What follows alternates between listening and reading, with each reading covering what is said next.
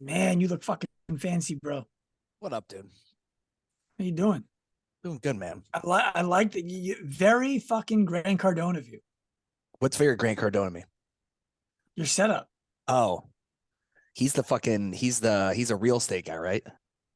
Like he's I 10 mean, he's like a that's 10 he's 10x, right? Is that him? yes, that's him. Oh, okay. Yeah. I got us rolling. Scientology, I got us rolling right now. but That way, if it's good, we'll just keep it. Otherwise, we'll edit it. But that's fine. That's fine. what's up, man? How are you? Better now than I have been for a while. Yeah. Wait, are you telling me brick and Yeah. mortar's tough? Oh, dude, I knew brick and mortar was tough. I know you did. Yeah, yeah. Yeah, most It's you know what people, it's everyone, Sean, I was talking to someone about this. I was like, how do you think Sean's doing in brick and mortar was? I'm like, I think he's be fine. Here's the thing: it's like any gym right now that survived COVID, like everything after that, like you were literally forced to shut down. If you fuck up now after surviving that, it's kind of like, but Sean literally had an act of God literally decimate the physical premises to the degree of it no longer being salvageable. So mhm. I think now, if it's a rough first quarter of sales, I think he's gonna be okay. Yeah. Well, yeah, you're talking about Hurricane Sandy back in Yeah. 2012. The the difference between COVID and that was the rest of the world kept moving. One was And real. sure, but what like during Sandy, like you could be one town away from us, I have no and clue. nothing was a problem. Yeah. And so now all of the people who lived in our town had left and gone to live in these other towns. Yeah. And so they were starting to join these other gyms because we didn't have one. And so it was a totally like, hey, wait a minute, are we the only ones who got punched in the face? Like Yeah. we it was just us. Where in COVID it was like, oh, we're all just getting punched in Yeah. the face. We're all in it together. We're all in it together. Yet Yeah. we weren't. No, Yeah. no, You couldn't we're tell that still we not. were. Yeah, we're We're still still not. not. Yeah, we're But still not. the thing that makes this brick and mortar so different is we're having to explain to a market what it is. And I'm doing it without being the person doing it. I'm the guy who understands it the best because that's just the nature of the business, right? Like you own the business, you understand the business the best, and then you try to do your best to educate and develop people who can speak to it 80% as clearly as you can. And then they try to educate people 80% as clearly as they are. Yeah. And one of our rules has been I'm not allowed to be the person who does it.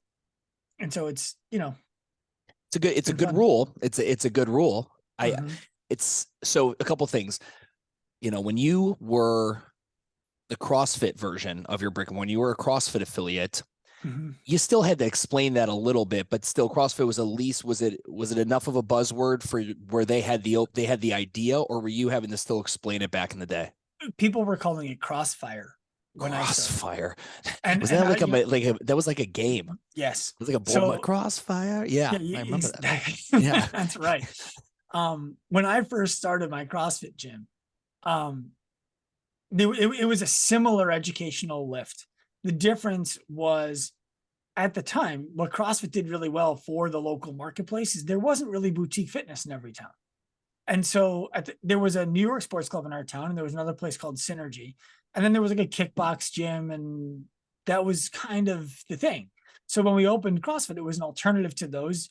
We got a space that strategically had a big picture window in the front. You could see the rig, you could see the equipment. And we were in a busy retail street, and people would walk in and ask what Crossfire was. Yeah. And we were able to build that. There was a lot of explaining to do, but the price was just not a barrier. Like it was, but it wasn't. Telling people we're $175 a month in 2012 when the other gym in town is 49 and 15 was a lift. But when you compared it to personal training, it was a bargain. Yeah. Right. And also that's never been that's always plays to your strength. That's the other thing. Whenever an owner who is incredibly strong at sales looks to scale sales, it's tough. Just kind of like why they're not letting you do it right now. Again, I understand why. Mm-hmm. That's smart.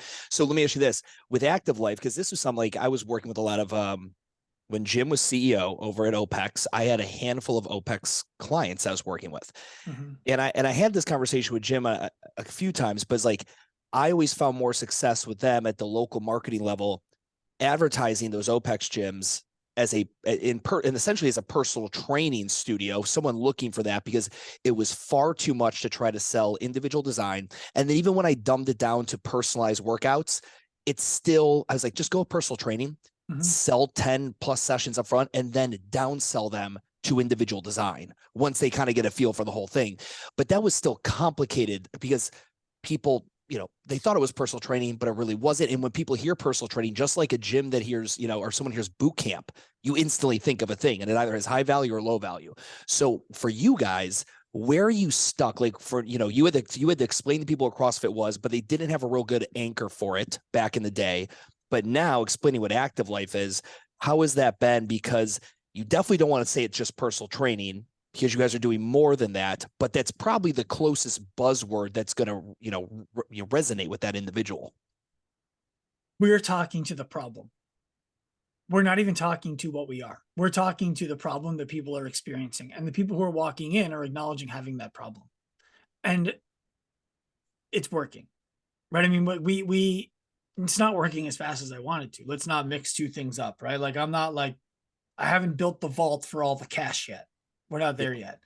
But word around town is very strong, and leads are starting to come fairly regularly without much lift from us to acquire those leads.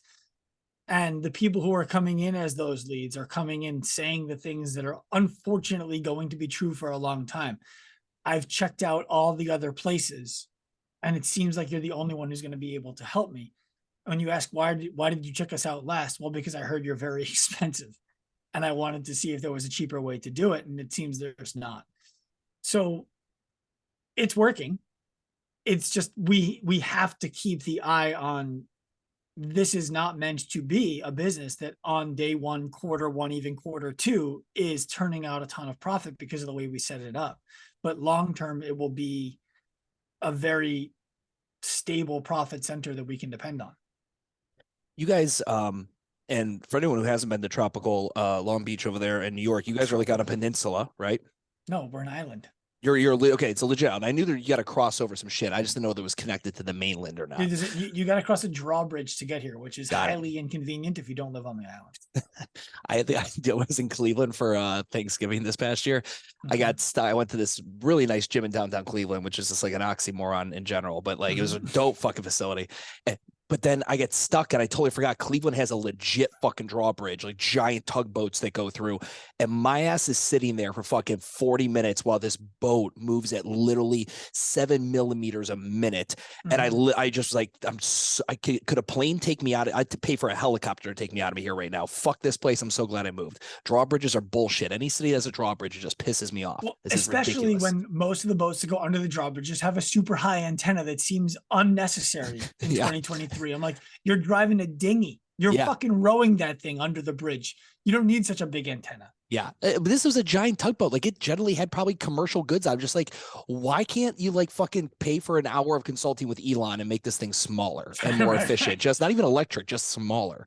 But anyway, so as I was leaving, thinking about you and that island, you will have that nice element that once you tap into the 1% group, which your price point is going to put you in, essentially, it doesn't take long for that word of mouth. And I've got clients, one that we both work with, like Chacon, and very similar. He has a lot of high-end clientele that comes through his gym at CJ Strat, through the seasonal times. And it's like, well, how do I capitalize on that? Like, well, how is it that rich people all buy Louis Vuitton and Gucci and because they see other rich people with it. Now you don't have anything even apparel wise we can make great enough to make that the thing, but it's like, how can you make sure other rich people know that this rich person goes there? Because we've all got that 1% client and we're like, God, if I could just get 5 of his friends.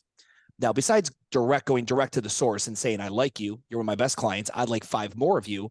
I know you got 5 friends, family, coworkers, employees that need to get their shit together. How can I help them? Besides doing that, which is what I initially recommend, well, you've got to get their permission and do some extra media on them, and you have to put it out there. That's the fastest way to make sure people know that that rich person works with you, because they're probably not going to do it on their own. They're not going to wear the Active Life Long Beach t-shirt to the fucking gala at the country club. Right. Well, It's part that. So to back it up a little bit, we have people who can't afford to work with us who decide to do it anyway, because the choice is either limit the lifestyle that they're going to live or move some stuff around so that they can work with us. We have one person in particular who, she just told us the story. She's got a financial advisor who was like, hey, we got to knock this item off of your list because it's a big number and I don't know how long we can sustain that. And she was like, you move around whatever you need to move around so that I can afford to do this forever. And the reason that she did that is she's got a hip replacement. She has osteoporosis. So she's had some stress fractures recently, and she's got some developmental issues from when she was a kid. So she can't afford to work with us, but she would rather have the financial pain than the loss of access to a life that she wants. So she makes the sacrifice. Yeah.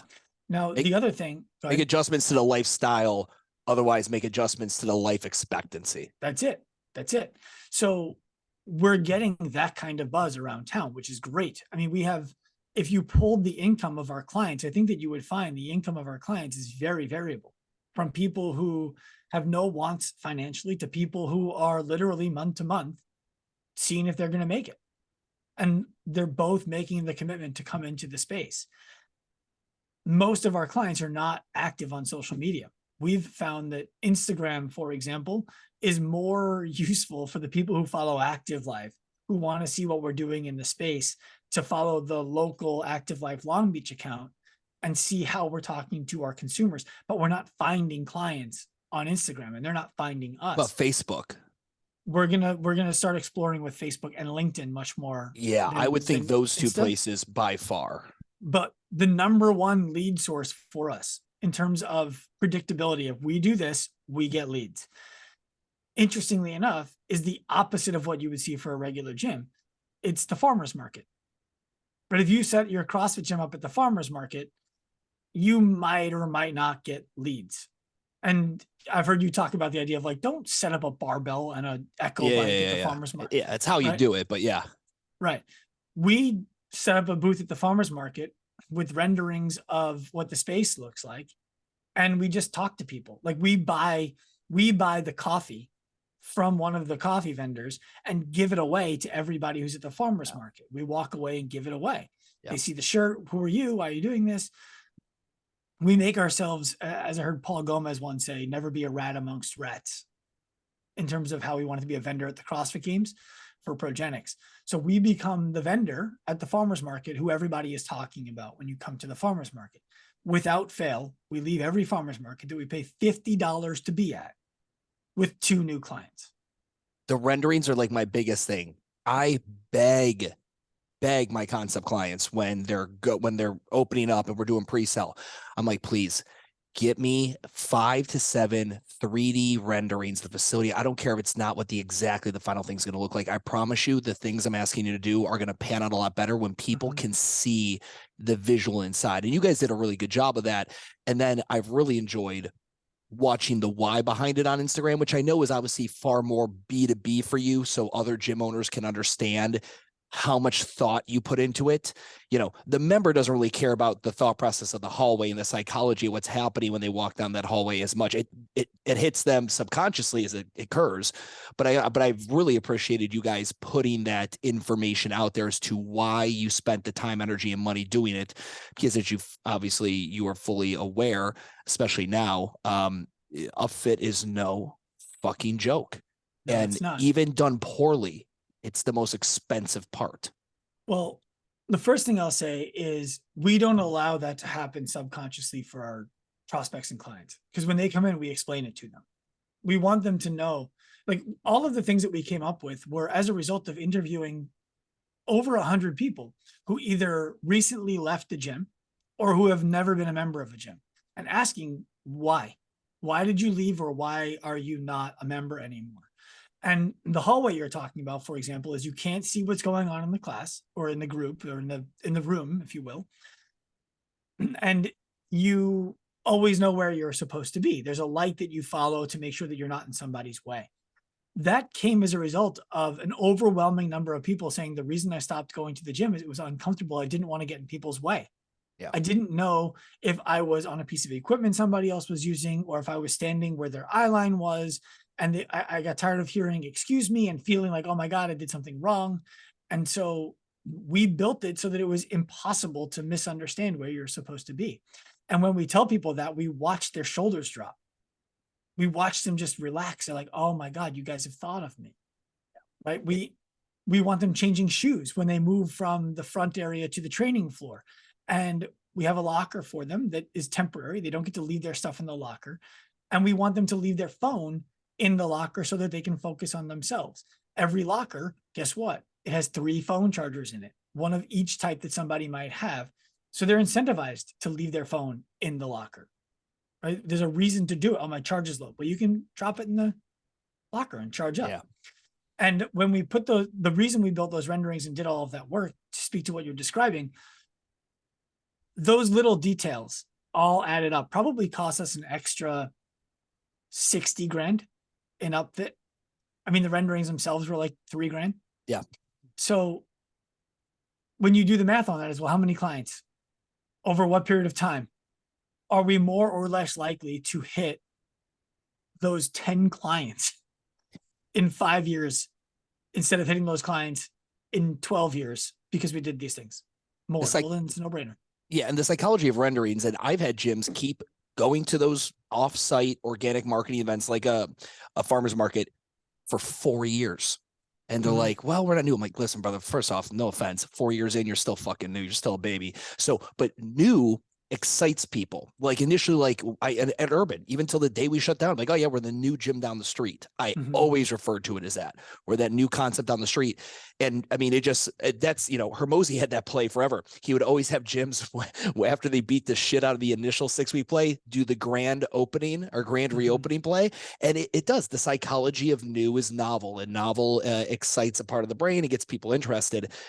Let's talk. I want to talk, if you don't mind sharing with people, starting a concept, even with something, yours is it's got a unique sales proposition in the market. There's not a lot of proof. There's not proof of concept of it outside, which is obviously why this whole thing is. Go back to one of the, like, what is it, 2 years ago now? I had you on just to talk about why you were taking the risk of doing this.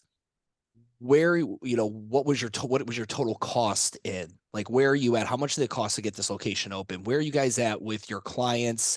What does your current payroll look like? Like, talk to me about the expense of this other thing. Because again, to give you all the props in the world, and I think I said on that podcast, bro, you could just chill, sit back, sit pretty. You kill it at sales online in the DMs. You're probably one of the most thug DM salesmen I know.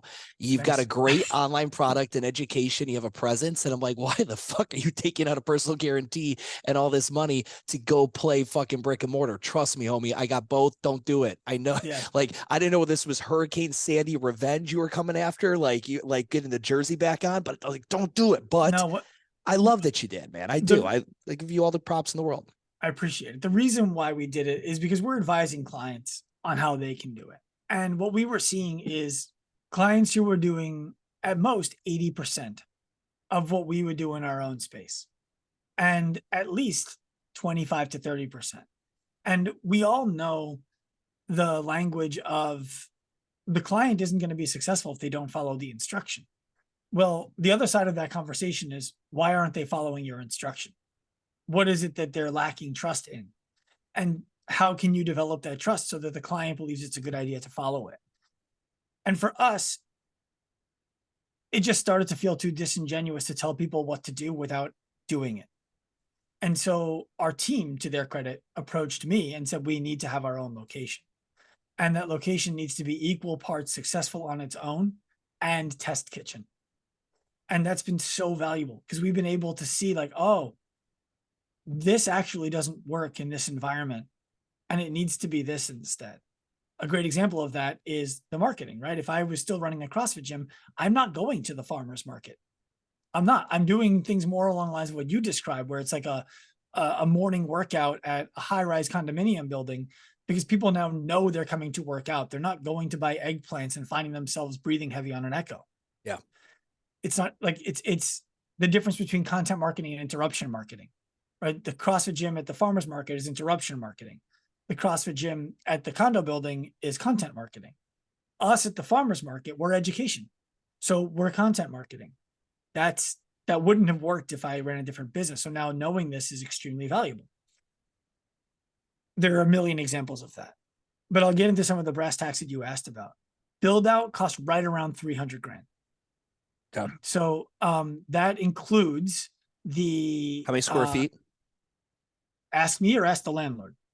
If you ask, okay. No, per your lease, 3,100 square feet. What do you think you have? Where's the discrepancy here? Did I lose you? Where you at, homie? Did I lose you? I got you now. Oh, you okay. lost me No. for a second. Yeah, we're good. I said, so what were you saying? Like you said, ask me or the landlord. What's the discrepancy about that? The landlord says it's 3,100 square feet. If we measure wall to wall with lasers, it's at most 2,700 square feet. Your fucking broker didn't do that? I was my broker, man. What broker? Why did you just call me? You a little, god damn it. I hate when they do that. I hate that. I'll tell you why. Because it didn't matter. Like I didn't care. This is the space I wanted. What is the space worth? And how would I lay out the space? Like I don't. But here's like I think this is important for business owners, right? You can argue about the semantics of it's a 2,700 square foot space. It's not a 3,100 square foot space. Okay, yeah, fine. Then it's $34 a square foot. Do you want it or not? Yeah, I do. Okay, well then who cares? Sure. It's so, and even some states like there's listing practices. Like, did they use a broker or is it just the guy who owned it? They used a broker who they own 100 buildings. Okay. They used a broker who I had to incessantly call to get inside. I'm like, if I was a fucking real estate broker, I don't understand how you fail. All you have to do is pick up the phone and call somebody back. Yeah. But that's one where like you like the thing that annoys me is the listing broker is supposed to double check his client's work on that. Cause that number is probably something that someone really shitty, someone originally in the original drawings, the 2D diagram, what we call AccuMeasure drawings did. And that could be what the fucking city has. And if that's what the city has, and then like, let's say like I've got a perfect client right now. If that would have happened to him, he would have needed one more door as an exit. By that 300 or 400 square foot differential, and that to add another exit door with points of egress for him would have 50 grand. So like, it's like those little things. That just shit pisses me off so bad. So I have the savvy of knowing those things, right? Like for us, it's an exit door needs to be no less than 90 feet from another exit door. Yeah. So if you have an exit door that is more than 90 feet away, like if you have a space in the gym that's more than 90 feet from a door, you got to put a door there. We actually closed an exit door because I'm like that's not going to work for our layout. We knew all of these things before we put an offer in on the lease. I knew it wasn't the square footage they were saying, and it didn't matter. I was like, this is what I'm willing to pay for the space. So let's do it. So upfit was about 300K. Did you get a discount because you didn't show with a broker? No, I got more months on my, technically, yes, I got more months on my front end. As long as you got something, that's the only benefit there. But that's not bad. So 300,000 on a 3,100 square foot building. So we're talking $96 square foot in upfit. And a lot of that has to do with you were very smart. The reason you liked that building, location, other things, but its previous use applied very well for you, correct? Yeah, we had no zoning to do. It was previously zoned as a gym. Yeah. Now it wasn't a successful gym. Sure. But it was previously zoned as a gym. Was the layout, did you complete gut the layout, or was the layout somewhat decent for you? We left the bathrooms where they are. Everything else got changed. That was gonna be my next question. Is like, did you have to do anything plumbing wise? Because shit gets crazy. Mechanical, electrical, and plumbing cost goes at just 96, like under $100 a square foot. Really fucking good right now. Yeah. In commercial. It was roughly $25,000 in electric. That was the biggest. That's the biggest ticket item. Okay. Expense. Yeah. Because we did change everything electronically, right? Like we have TVs in the wall that are meant to project the program design for the coach who's working the room to see it anytime they want. We had to measure, everything had to be done before we started. Got it. Right. Because we're setting things up where we're taking all of the walls down, putting supports behind the walls so that we can anchor a landmine into it, and no pun intended, anchor an Anchor cable into the wall. So we had to know exactly where everything was going to go before we started any construction. I love that you're using Isaac's products. I love that dude. I use his shit every week. Yeah, he's a good dude. Yes. Every station in our space has one. Yeah. So Like it. $300,000 in upfit is about what it cost. Okay. The What's your nice rent?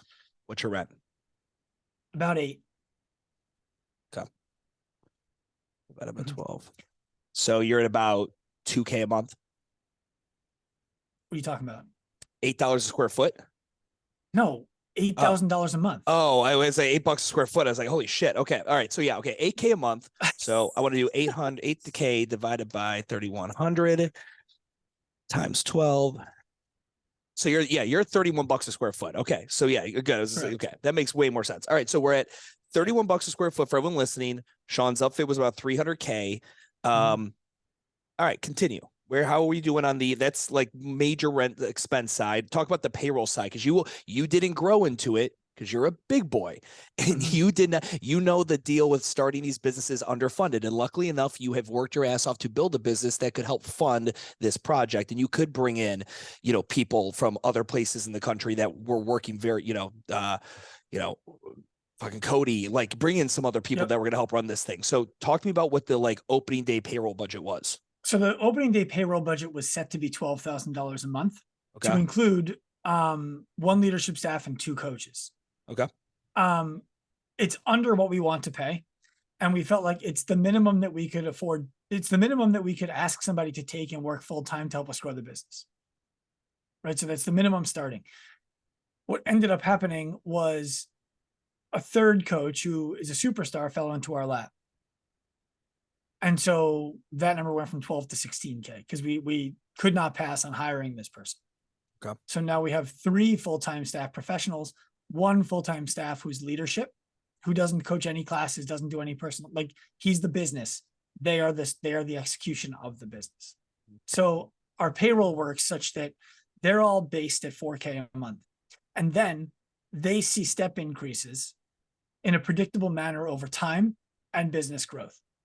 So they're capped, their income, if you will, is capped at 120K a year each, with us being at our capacity within 10%. Got it. And that will be with them. If they're at 120, they'll be doing 25 hours of floor work and about 12 hours of administrative work to include program design and things along that nature. Okay. So between rent and payroll, we're looking at like around 24K of well-known recurring payroll expenses. And then let's just add a couple, you have your miscellaneous bullshit, but it's a little under 30 grand per month is kind of your fixed expense. Yeah, it's like it's right around 30. Okay. Cool. How and so when you opened, you guys did some pre-sale. You guys had some cool marketing stuff we got to talk about in the last podcast. The local place it bombed. So let's talk about that. I want to what were the things that you thought were boom, that's gonna hit and it didn't? What were the things that hit that you thought were gonna suck? Let's get all that out. Yeah. So the marketing play that was unique that you were describing is we bought appetizers for everybody at a restaurant one night and gave them a card to explain to them about who we were. And said, this is a gift from us. And the restaurant owner charged us $3 a head, and they served it to 150 people 3 nights in a row. And so roughly $1,500 to get in front of 450 people in an unmissable way. I'll pay that all day long. We assumed we would get some people booking calls off of that. We had 0 calls booked off of that. I talked to the restaurant owner to ask him if he had any ideas as to why. And his thought process was, we both thought it would work, but it turns out it was more interruption to their experience than it was additive to their experience. And I believe we will do it again. And what we will do next time is buy gift bags and fill those gift bags with something like a bag of popcorn and give them a card with a lot less information that just says it's a gift from Active Life. Scan the QR code to learn more about us. So they hit the website. And there'll be a little note on it that says, we hope you enjoyed your dinner. Now go home and enjoy your movie. Here's a bag of popcorn on us. Like that, we all think that will play better than a bowl of soup, a small bowl of soup before dinner. Sure. We'll see. Yeah, no, it's good though. And I love because I've seen the content come out where you've talked a lot about kind of position yourself out of interruption-based marketing type scenarios, Mhm. and then having the ability to look at that and be like, okay, yeah, I guess that was kind of more of an interruption-based thing. Someone sitting down, eating their thing. They're not expecting to get pitched other than the waiter pitching them on the fucking today's special Right. type scenario. So, okay. So, but here's the one thing. While no lead acquisition came from that, because there's a couple, like I always look at marketing funnels. Are we looking for lead acquisition out of this, which is generally what most people Well, are doing? And then from that funnel, you're looking for client acquisition. This brand awareness. well, it failed from the perspective of what we wanted and expected it to do. It Sure. was ambiguously successful in a sense that 450 people now know that we exist who didn't before. Would you say, Yeah, go ahead. The way I look at it, it was effectively a higher touch version of sending a mailer. Mhm. That's it. That's what it Yep. was. And those things I tell people in the beginning, like even with pre-marketing, like pre-sale marketing, remember the first 3 to 7 plays we run are just you getting people knowing you're single and looking to date. We're not fucking anyone on these first couple plays. Yep. This is all brand awareness in the beginning. You're a thing that never existed in anyone else's mind except your crazy ass. Now you built out this thing, and now we want to go tell everyone about it and expect everyone to fuck right away. That's not how this is going to work. So just accept you will get 0 clients, actual paying clients out of these things immediately. And if we take the bar analogy, because I love that analogy, right? Buy me a drink first. I love like when people on LinkedIn send me like a, hey, I think my company would do great. I'm like, fuck off. You haven't asked a question, man. Yeah. But I used to promote parties. I used to promote like, Thanksgiving Eve and New Year's parties in Manhattan and sell thousands of tickets. The person throwing the party has a lot more opportunity to get laid than the person attending the party. And so where we're trying to position ourselves, and by the way, babe, I never did, right? My wife was with me since those parties. But the point is opportunity presents itself when you're in a status position. And so what we're aiming to do is to not be another person at the bar, but to be the person throwing the party. So that when we walk around the bar and we shake hands, people are like, oh, dude, amazing party. This is such a good time. Like, why did you do this? We just wanted to do a good job by the town. And if you think that what we're doing is interesting, we'd love you to come check us out. That's our marketing. That's the position we try to put ourselves into. So, for example, another thing that developed business for us is the podcast. And I'm not talking about the Active Life podcast that gets 6,000 downloads an episode. I'm talking about the LB Locals podcast that probably gets 4 downloads, not 4,000, right? And the reason is, and you and I have discussed this both on podcasts together, and we have discussed this live with our clients. When you go into a local business and offer them, we would love to have you on our podcast so that we can share with the town what you're doing. You've just done more for them than the Chamber of Commerce has done in the 5 years of them paying dues. And the Chamber's like, hey, will you throw your name on this fucking diner menu? Sure. Nothing. That's not even brand awareness because no one sees it. They just spill their drink on it like, fuck, can I get another one of these menus? Like, that's a waste of money. Yeah. When we put you on the podcast and now we start talking about you on all of our social media channels and we give them content that they can now share with their audience, we are the new Chamber of Commerce in our town. And let me tell you something. If you want to go listen to some LB Locals podcasts, our audio on the first like 8 sucks. Why does it suck? I didn't do a good job training the guy who was doing them. And there was a lot of like talking nowhere near the microphone. Got it. Okay. That kind of stuff. I was like, what happened to like Cleary didn't have this shit? He didn't have this shit down for you? This is not a Cleary budget. Got it. Okay. It's one of the ways that we're able to afford to pay staff full-time salaries without them having full-time rosters is they have ancillary jobs that go away. Got it. When the place starts to fill. Got it. So, and they all lead to the place filling, right? It's not like, oh, you're going to do some random bullshit. Yeah, some bitch work. Nobody mops the floor. We hire a cleaning crew to mop the floor because our clients paying thousands of dollars a month deserve to have a clean place, not a place where we move the dirt from point A to point B. Yeah, a professional cleaning it. Yes, exactly.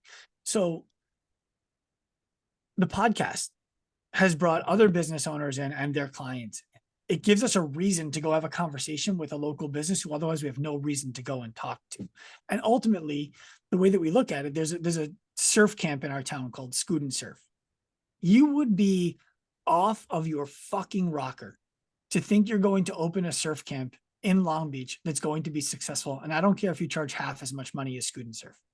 No one's coming, because Scoot and Surf has done more for this town than any government, than any other business, and everyone in the town knows it. Everyone in the town knows it. So when they open up a camp, boom, it's full. When they want to do an event on the boardwalk, they have it. So we need to be the adjacent business to Scoot and Surf, making our town better. So the podcast is one way we do that. When we go to the farmer's market, we help people decide what they should buy. We don't just go to the farmer's market and wait for them to come to us. Stand behind your table. Yeah. We're there helping people make educated food decisions. Then we are partnering with the school district. And in June, we're putting on a health education night for the parents, teachers, and faculties that we are funding, that there's no expense to the people who are attending. And the school is chipping in by providing childcare for 3 hours for any adult who attends, so that no one has an excuse not to be able to make it. And then after that, everyone who attends is going to have access to our online education and exercise portal, so that they don't need to spend money on exercise anywhere. They're getting it from us for free.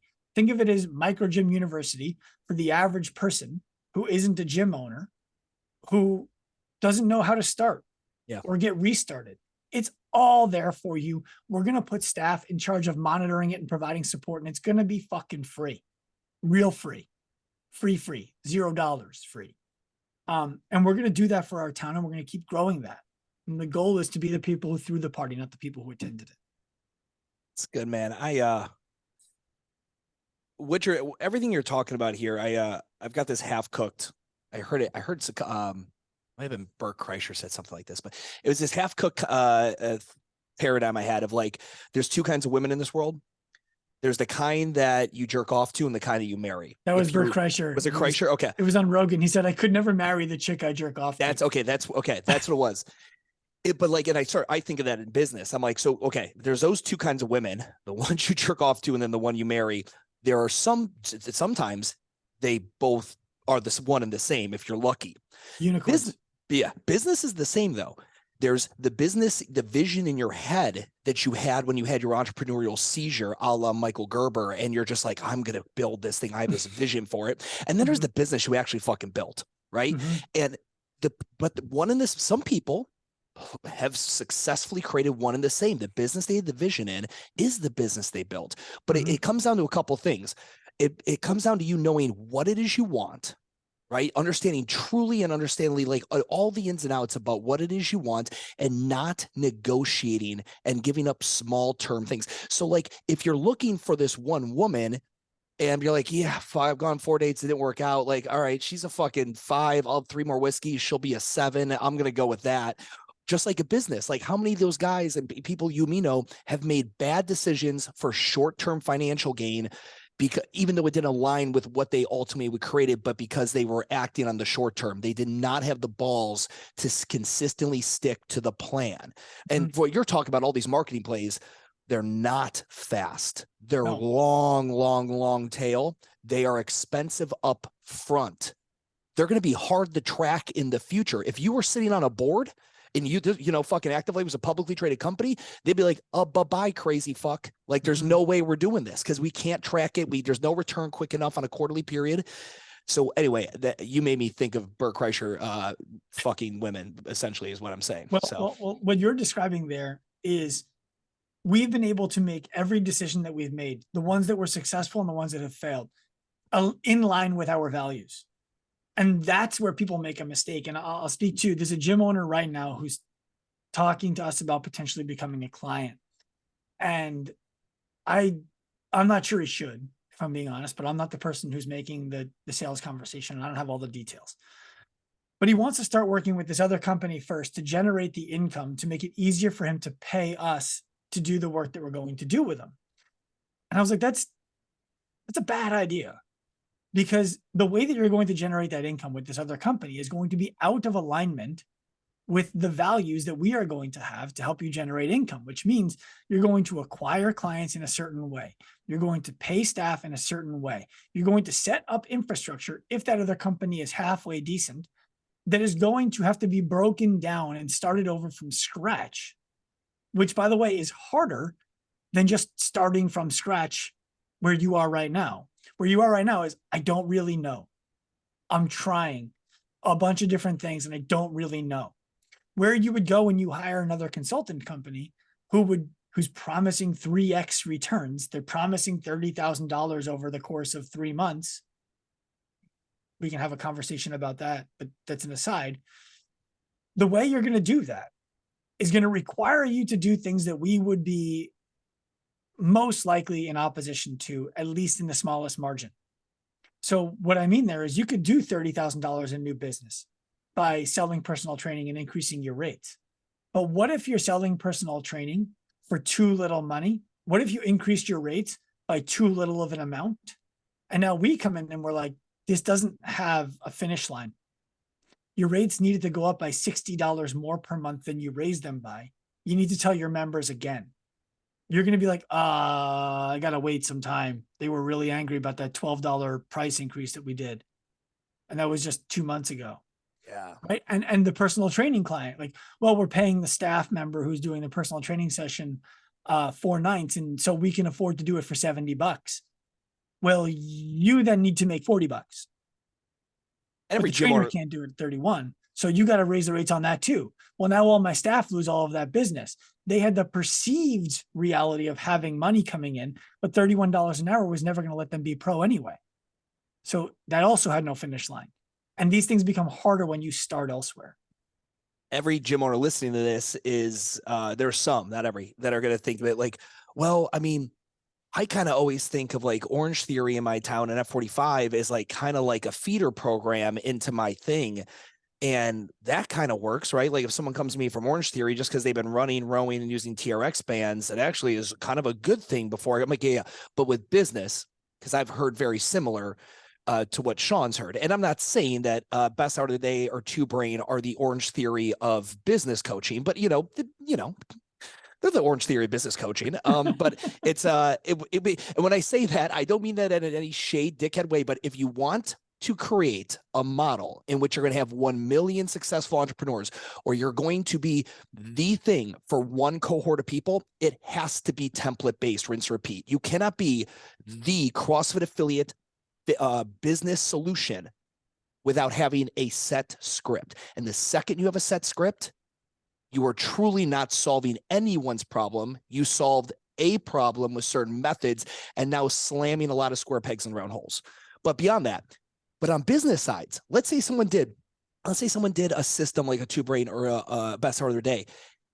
It's not easy to unwind. Sally can stop running on the treadmill at Orange Theory and rowing and doing TRX and walk into a gym and now pick up a barbell and pick up that thing. But to unwind a business practice and customers who are conditioned to a thing and the marketing that is now established as a thing with employees that now know a certain system, and now you're just going to unwind it and go to active life. That I would 100% see where that individual, it would be ill-advised to do so. I will say this. We've had clients who we've sent to almost every company in the business, right? Not clients, prospects, who we've said, you shouldn't enroll with us. You should enroll with Stu. You should enroll with Best Hour. You should enroll with Factory Forged, right? The difference is that all of those companies have their own way of helping you achieve profitability, right? That's effectively the goal. And the promise that you're getting is something that's a little bit different from place to place. We refer people to you most often when they're like, I have no idea how to put myself out there. I'm struggling to make this difficult decision right now. And I would love a third party to give me some advice. And then I don't want to work with somebody long-term. I just want someone to kind of bounce things off of. I want my brand to be cooler. All of these things, we send them to you. If someone comes to me and they're like, I just want to do like good CrossFit. I'm like, great, you should go talk to Best Hour of their Day. because they do a really good job teaching people how to do traditional CrossFit. The constraints on that are you have to acknowledge you're not going to have career staff earning financially freeing income and members coming in getting specific results to problems that they have. Yeah, that's fine. Great. They're going to be awesome for you. Right? I'm good with that. When you're coming to us, you're saying, I have a different set of values than somebody who could work with one of those companies, you being maybe the only exception with whom it makes sense that oftentimes we share clients. You follow me? Yeah. Because you're able to help people see things from, you're agnostic to what they're trying to do for the client. Correct.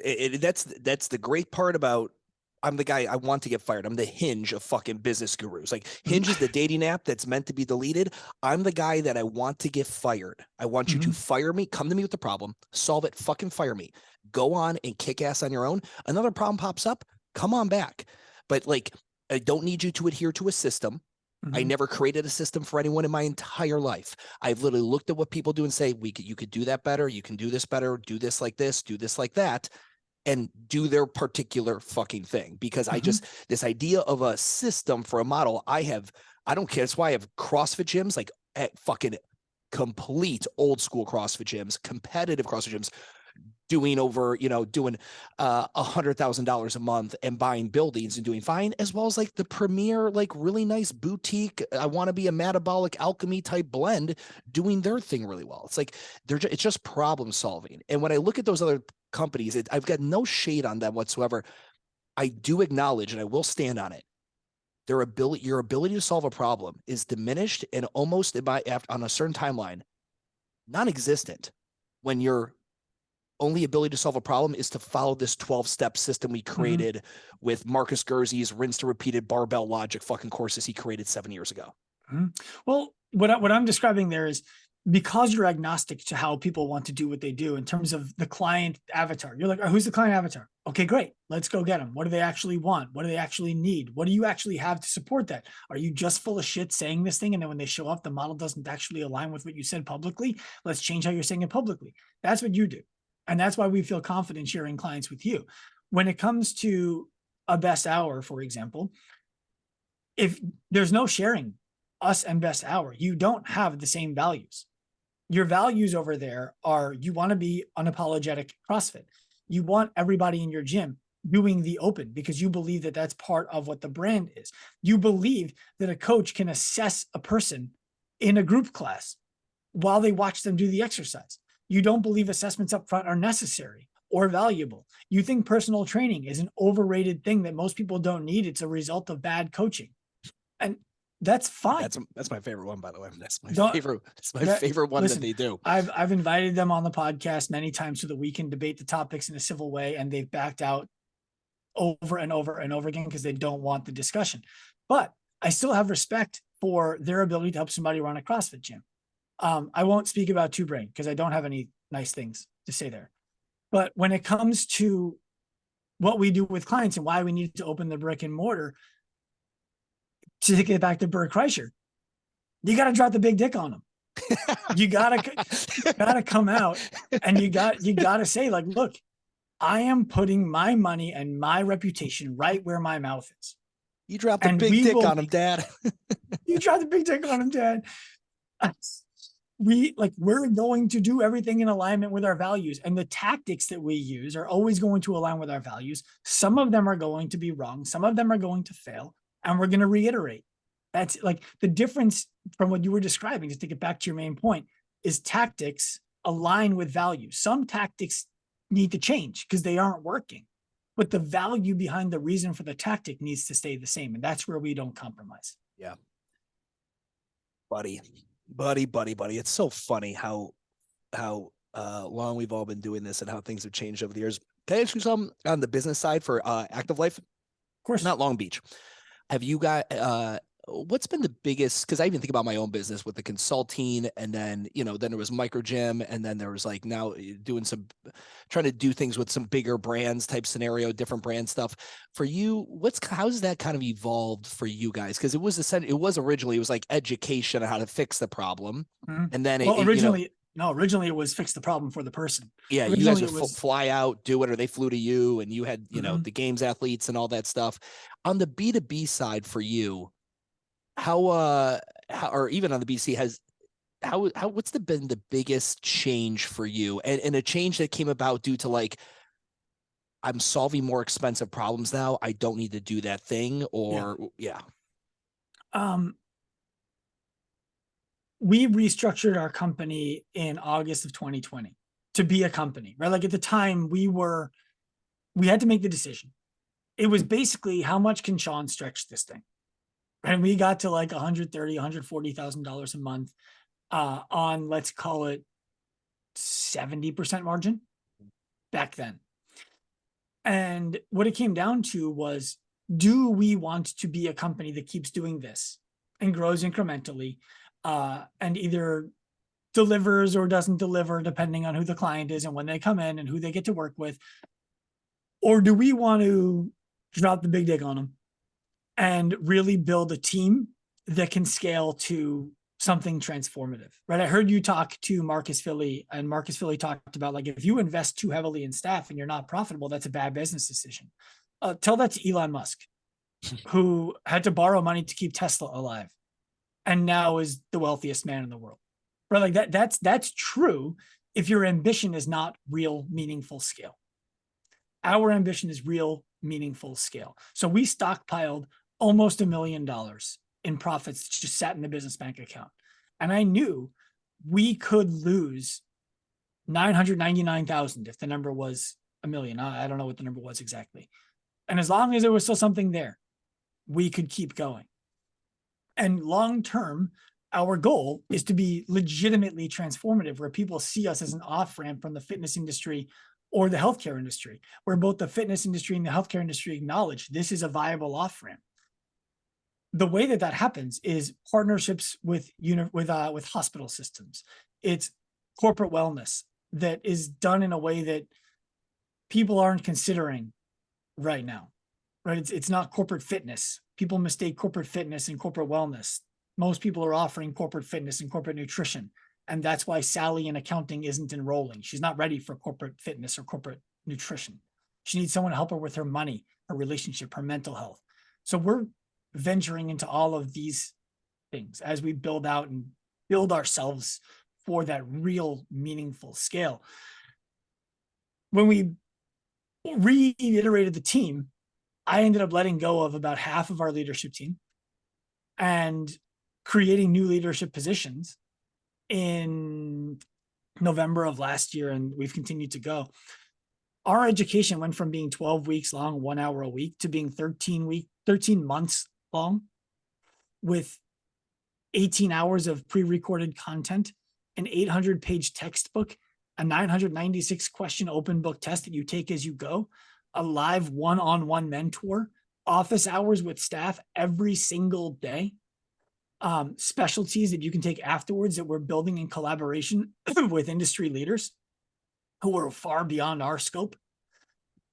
And ultimately, what I really want us to be is a company that's able to take an order from Apple.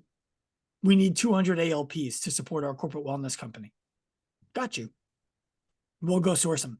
And we can offer that to the market for free. Make it really hard to get in and guarantee the hire. Excuse me, damn. Getting dry throated over here. No, you're good. That's good. It's so interesting watching the evolution of some of my colleagues and friends and peers, and seeing how things ebb and flow and things change. And I'm always interested in how much of it is influenced by market conditions, how much is influenced by plateaus and ceilings that maybe that current business model had. And so we had to come up, we had to take that and we had to go to the next level. Some of it just like personal lifestyle stuff, like just deciding, hey, this is how I'm going to do it because this is the kind of lifestyle I want to live, or I don't want to scale to too many employees and things like that. Yeah, it just, and especially like, guys like you've got family, you got the kids. Even my conversation with Marcus, like watching people's decision making and stuff with the business, because once you really kind of get to a certain sophisticated level of seasons or a certain sophisticated season of entrepreneurship, a lot of the reasons that you make in the business to grow and stuff like that don't always align with this, the first 3 seasons that you made, as far as that goes. Like, what motivated you type scenario when maybe money isn't doing it as much anymore? Has it now become purpose, or has it become lifestyle? Like, right, like what's the quality of your life? How many hours a week are you actually wanting to work? Shit like that. Um, I've been fortunate in a way that it's always been purpose. And the money came as a result of having a purpose that I was in constant pursuit of. What I will say, I think it's important for people to know this. We're going to break even in March or April on the flagship. So our monthly carrying costs are going to be met or exceeded by our income, either by March or by April. And I'm proud of that because it's a much harder model to sell to people. We close almost 70% of people who book a consult with us, meaning they go from discovery call. We say, yes, we think we can help you. They show up for a consult. Almost 70% of people are buying in the consult. And the minimum they're spending in the consult is $1,800. Question right? on the break even. Are we also referring to the 300K? Did you No, do you have a note on if that, or did you pay that off? I paid that up front. Okay. But if we're talking about, if we're going to amortize that over 5 years, we'll probably break even on carrying that by May. Okay. But the thing I would love for people to take away from this podcast is that it is all purpose driven, right? The person who comes to us, I understand if you're a gym owner, you think you can help that person right now. I promise you, the reason they're not coming in is because they know you can't. It's not because you haven't effectively marketed to attract that person. It's because they look at what you're doing and they know it's not for them. And they look at what we're doing and they know that it is. So the person who's quitting the CrossFit gym, quitting the Orange Theory, aging out of the boutique, bored or uninspired by the commercial gym, wants to get off their ass and doesn't know what they would do if they did, they are coming to us because they know and they believe that we can help them. And we're doing it over and over again. And the only way that happens, in my opinion, is with specific solutions to specific problems with professional staff who dedicate their lives to doing it. And the only way you're going to get professional staff is if you pay them full time, you develop them relentlessly, and you incentivize them to stay with you. That's all that has to happen. When I hear guys like you talk like purpose driven, it instantly, because I'm not purpose driven.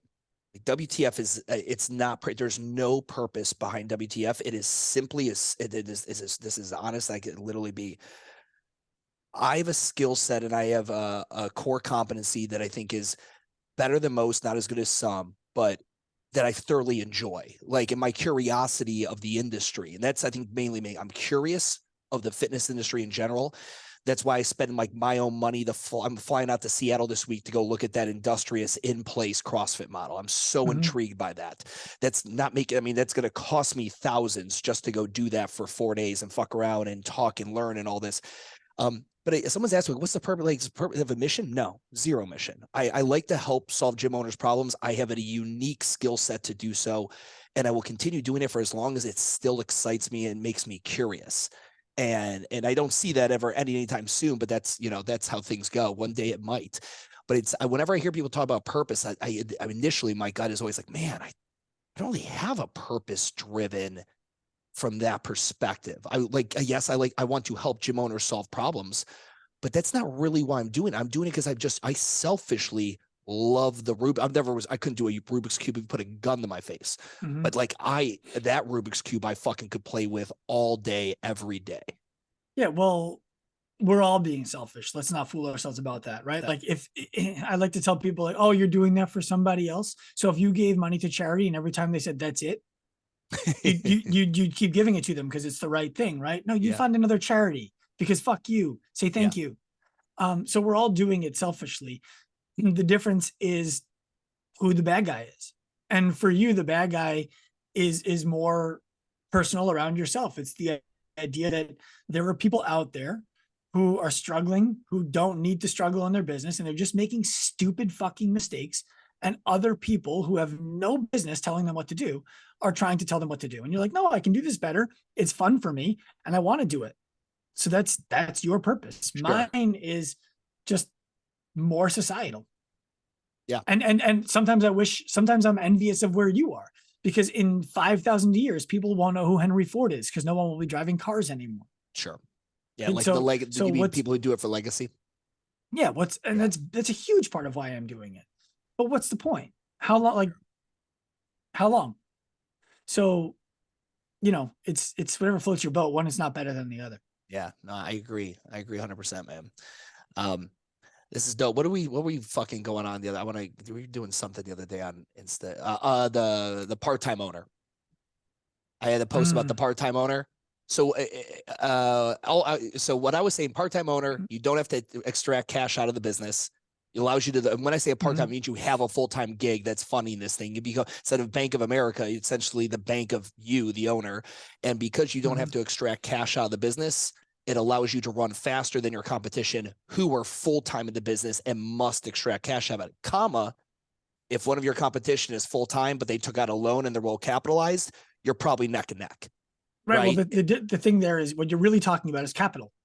And Correct. what I would say is I'm not full-time I am the part-time owner you're talking about, right? In the flagship, but someone needs to be there full-time doing the job that I would be doing. And that costs me a certain amount of money. Yes. Yeah. So it all comes down to capitalization. And instead of riding the wave of the business, like I make money when the business makes money, I stress when the business doesn't make money.